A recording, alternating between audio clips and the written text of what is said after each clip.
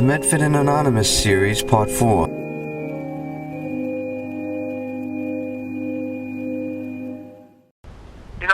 It's very practical. I gotta say, just a couple of days ago where I worked, a young lady, a beautiful young lady from California, was riding her bike to work, and some driver coming out from where I work, he was on his cell phone, and he came out the wrong way. Instead of going out the right way, which is towards the right, he went out to the left, which is the entry point, and he was using it as an exit point.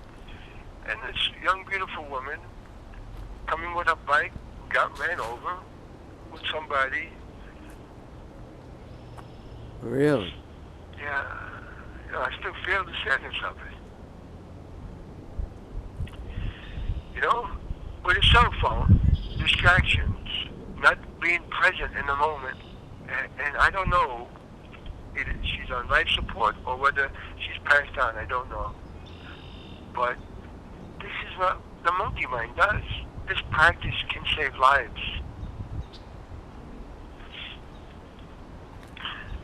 I'm sorry, but I don't have to be sorry, but tears are sweat our heart, and I feel for this person. I don't even know her. I might have seen her once. She's been here almost a year.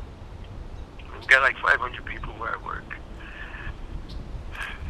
Needless. These are the pains of life and suffering. Needless suffering. Excuse me? Needless suffering. Needless suffering. Beautiful woman, run over with a truck. So folks, this stuff is practical. It keeps you in the moment. It gives you strength. It gives you inspiration. It gives you joy. It gives us compassion. That's why I can feel for somebody. I don't even know. That's love. It's not, it's not something to... And that's the thing. You can feel the pain of life, but with the opening up, which we feel anyway without doing meditation, but you can feel it more beyond yourself. You feel somebody else's pain. But you feel the joy, You're not numb. And it reminds me of a saying of Casey, it's not all of life to live, That woman didn't live all her life while she was living. She didn't open all the doors. I'm sure she's a beautiful soul. And it goes the other way. It's not all of death to die. Because we are part of the eternal. And so many people throw in the towel before. We've been broken families, broken jobs. Daddy wasn't there. Mommy neglected us. We were teased and bullied as kids. The school didn't give us musical instruments to play. They didn't let us paint. They tried to get to our logical brain as soon as possible, get us away from our intuitive, artistic self. 40 kids in the class instead of a few. We got to have the money to destroy. We use the money, if we really believed in God, these leaders that put their hand on that book when they become president, if they use the money to rebuild our society, people would want to come here. You wouldn't have to beat them over the head with an army to say that we got the better way. The example alone would speak. The example alone. That's fear talking. When they want to hit somebody with that missile or something, or a bomb, or assassinate the leaders, or bribe them, and so the poor get poorer, and the rich get richer on a certain level. That's fear. Despite their brave, angry talks, they are afraid. Underneath their facade, they are afraid. They're greedy. They're selfish. They're anything but Christian. Anything but Christian. Well said. Wow. So don't look for the leaders, Don't look to them. It's in you. It's in you. Despite all of that, the promise, if you can't believe a man at the height of his life who gave it to tell us to wake up with love, who gave his life to tell us to wake up, if you can't believe a guy like that in the history of the world, who at the height of his manhood didn't look to be an old man like Buddha you know, not to take away from Buddha giving up his kingdom and searching for truth. He was up on the mountain, way up beyond me. I admit it. But he didn't get to the top in terms of where he was such a threat that they came after him when he was 33 years old. That man showed us the way out. Even his own disciples fell asleep in the last night. He said, pray and meditate with me. They saw hundreds of healings. So don't think we're going to get there right away. The disciples themselves were weak, and they lived with the man for 3 years. So give it time. Give it time. Moses has worked on for 40 years. You know, the Pentecost, we're in it now. The Holy Spirit is being offered to each of us. It's a spiritual democracy. Don't look for it in the slogans and the campaigners out there. That'll pass with their lives. And anybody who's strong enough, like Kennedy, to go against the Fed, they kill our leaders. That's the way the world is. They kill our leaders. But take their words and act upon them. Take their words and act upon them. Do your meditation. Eat good. Don't support that system of debt. Get off the meat. Get off the sodas. Get off the coffee. Get off the cigarettes. All the things that they know kill us and give diabetes. Even cigarettes, they know it kills us, but it's promoted still. It's given out there. And it's killing hundreds of thousands of people a year. But folks, you know, this is an Aquarian age. It's an age of knowing. It's the age of waking up. It's the age of not believing in God, not hoping there's a God. It's an age of knowing through your own experience. Transcend your five senses. You know how many times I've seen people, you get dreams that come true. I don't need to blow my own horn on what's happened. All I know is, I know from my own experiences, people like, well, especially Jesus or Yogananda or Edgar Cayce, you know, they you know, what they're saying is true. You know, look for the ones who won't even charge you. They're the best teachers. You got no money, they still help you. They're selfless. We're not that dumb. You know, stop beating yourself up or pretending to be dumb. We are not that dumb. We have a part of God that's already knowing everything I'm speaking on this, you know, conversation to you. You would never recognize what I'm saying to be true unless you have the truth in you. But do the practice, get your strength, overcome. Don't let these wayward folks, don't give them your money, don't give them your life. Because the people who are manipulating us, they don't deserve our loyalty. They don't deserve our energies. They're vampires taking our energy. Oh, it's another distraction, actually. Like, it's a big distraction, but it's a distraction that is connecting with the pain and you know, the unfulfilledness. So that's what I used to look at it. Like I used to say, you know, like I should say, I meditate, and what's it like? How do I feel? What did I dream? And who did I meet? Did I react to them impulsively? Did I respond to them? Did I feel stronger dealing with, you know, what's out there? Or did I feel weaker? And I would do exercises. I would do it for a while, then I wouldn't do it. And after a while, I'd say, why even go back and forth? Because when I don't do it, I feel worse.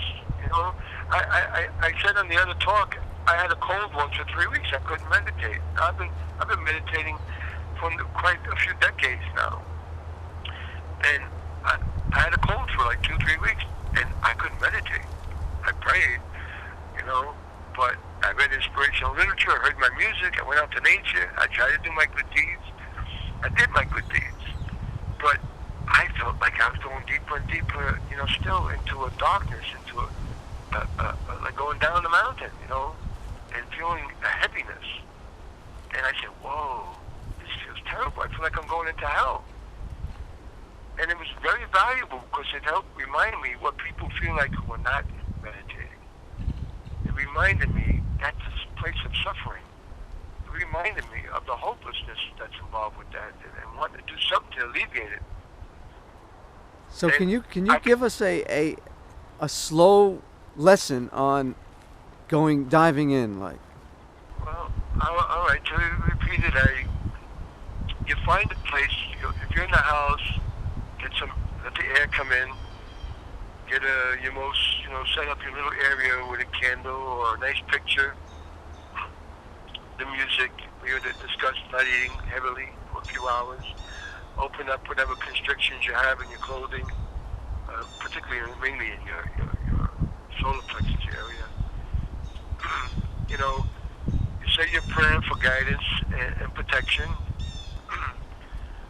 I say this. I say, Holy Mother, Father, Spirit, there's one holiness. In the name of your only begotten Son, the Christ, Christ in all ages, Jesus in one.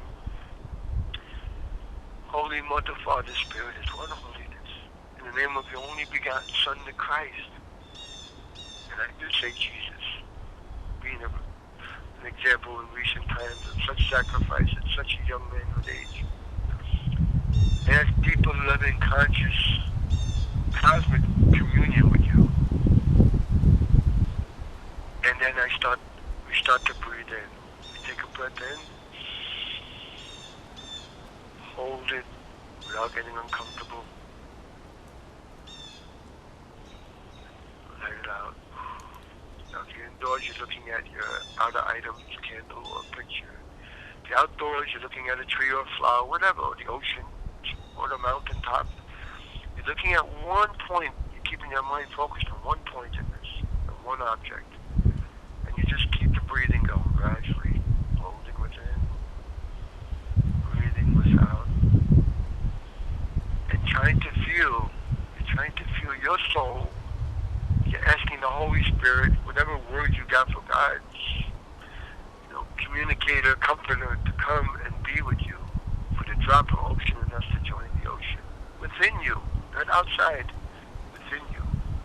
Because the kingdom is within. People keep getting away from that. They keep instructing us away from that. And you want to feel that love. You want to feel that quietness. You want to feel the relaxation of the body. You want to feel the mind focused on one point. Didn't you say something about as you breathe in, you could use a, I don't know if it's a visualization of you rowing? You can use the rowing, yeah, it's creativity. You can use whatever image you like. Don't just listen to the ones I say. Make up your own. I like if you're breathing in, your wings are getting bigger. You're going to take flight. Oh, yeah. The light. Every religion talks about the light, whether it be Native American, whatever. Chinese, Japanese, don't matter. Everybody comes eventually to speak of the light. You get an inner radiance, and it's already there. So you can visualize, and you can visualize yourself sitting in the sun. I like that one a lot. You visualize yourself shining like the sun. You're radiating joy, you're radiating love. So ultimately, you visualize, but the essence of it, the horse that leads that chariot, is the spirit. Even the sun shining, they come from the invisible spirit. Think of the suns in the galaxies, the billion galaxies that they see so far, which is probably 1% of 1%. That might be too high a figure, and there's a billion stars in one galaxy, and there's a billion galaxies, So they all of that even comes from the invisible. Everything seen comes from the invisible, but you can feel the beauty of the grace, of the love that all the creativity comes from. So ultimately, you go to a place of even where you're beyond the visual. You're just concentrating on the spirit. And yes, out of that spirit communion, you will be more creative, whatever you do. You come out, you paint, you may see visuals when it's not to be discarded, but you may see a beautiful image, you may hear a beautiful piece of music. And of course, the great artists, and just any artist, try and bring it back. But even then, if you read their lives, they bring back a segment of what they saw or experienced or heard. So it's good to bring that back and share these gifts with people. But even beyond the greatest, what we conceive as the five senses is the sixth sense, the spirit.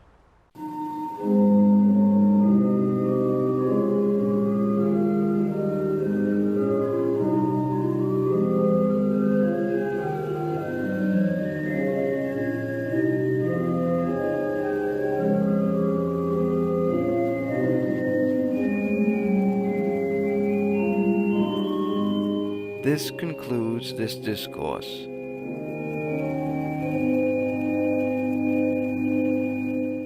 This stuff is practical. It keeps you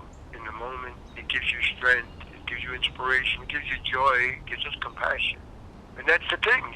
You can feel the pain of life, but with the opening up, which we feel anyway without doing meditation, but you feel it more beyond yourself. You feel somebody else's pain. But you feel the joy, You're not numb. And it reminds me of a saying to Casey, it's not all of life to live, That woman didn't live all her life while she was living. She didn't open all the doors. I'm sure she's a beautiful soul. And it goes the other way. It's not all of death to die. Because we are part of the eternal. If you can't believe a man at the height of his life who gave it to tell us to wake up with love, who gave his life to tell us to wake up, if you can't believe a guy like that in the history of the world, who at the height of his manhood didn't live to be an old man like Buddha, not to take away from Buddha giving up his kingdom and searching for truth.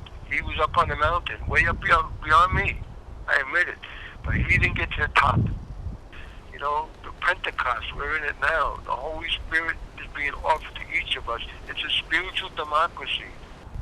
But folks, this is an Aquarian age. It's an age of knowing. It's the age of waking up. It's the age of not believing in God, not hoping there's a God. It's an age of knowing through your own experience. You say your prayer for guidance and protection. I say this. I say, Holy Mother, Father, Spirit. There's one holiness. In the name of your only begotten Son, the Christ. Christ in all ages, Jesus in one. Holy Mother, Father, Spirit is one holiness. In the name of your only begotten Son, the Christ. And I do say Jesus. And that's deeper, loving, conscious, cosmic communion with you. And you can visualize yourself sitting in the sun. I like that one a lot. You visualize yourself shining like the sun. You're radiating joy. You're radiating love. So ultimately, you visualize, but the essence of it, the horse that leads that chariot, is the spirit. Even the sun shining, they come from the invisible spirit. So ultimately, you go to a place of even where you're beyond the visual, you're just concentrating on the spirit. But even beyond the greatest, what we conceive as the five senses,